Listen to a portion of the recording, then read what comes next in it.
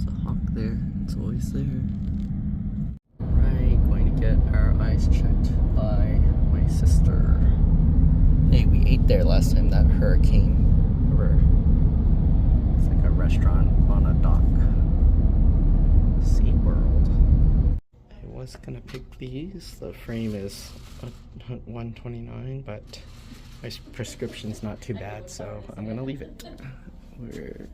I have other glasses, and I got prescriptions the last time I was here, and they're like sunglasses, so yeah, I almost never wear those, so I figured I don't really need the regular glasses. Okay, we're here at the Wawa place again to charge.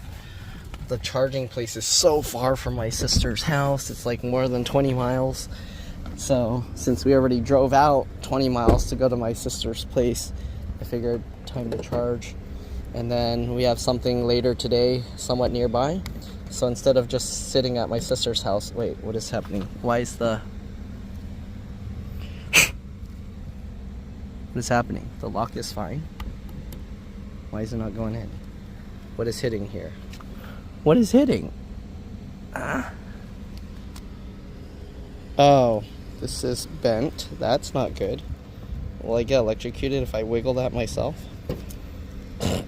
That thing's bent. Okay, let's pick a different one. That one's bent. Oops, I didn't record, but yeah, that one worked fine. So, I don't know how you report a broken charger to Tesla here. Okay, instead of the foot pedal, they have you dirty your wrist here.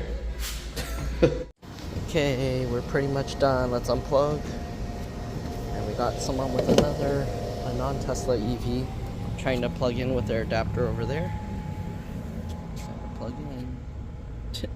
Alright, so I had to help them out. They had an adapter that plugs on, and for some reason, like, it has a spring-loaded, like, pull, like, button that you have to push to slide the adapter on, because the Tesla charger, when you plug it in, it has an electronic thing that goes up to lock it in place. But I don't know why, like, when they were trying to slide it on, like, it didn't, like, just auto slide. Like, it's supposed to be rounded, so when you slide it, it kind of, like, goes over, like, this rounded surface, right?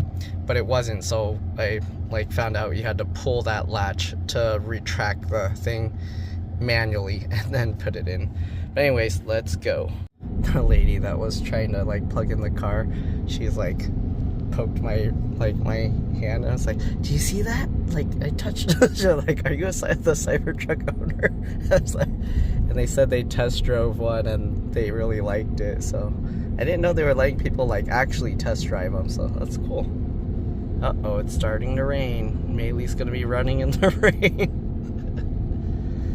Alright, let's see. So the car is driving itself right now. It's raining, and it doesn't care. It's not turning on the windshield wiper. I thought it would automatically turn itself to auto, but I guess not.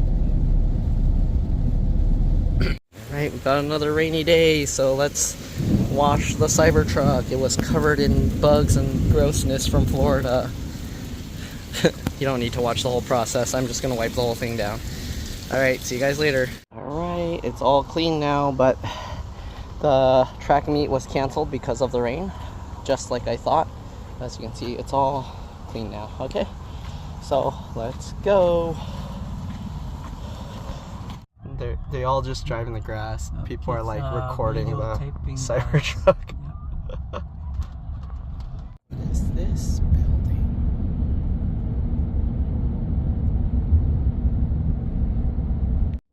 Something happened up there. Whoa, what is happening? I'm gonna slow down and take over, because actually this side is clear, so I can go. Whoa, what happened? Some big accident. Yep. Get the sun coming through the clouds. Okay, they have this sign here for black dirt.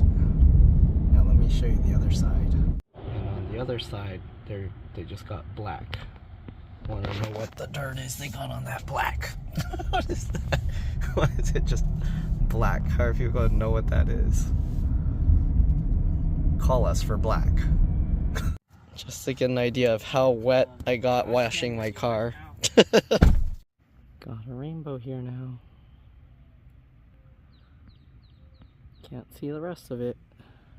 Alright, so we had to modify this pizza because some don't eat pork, some do. So we modified it with chicken breast and some garlic butter seasoning.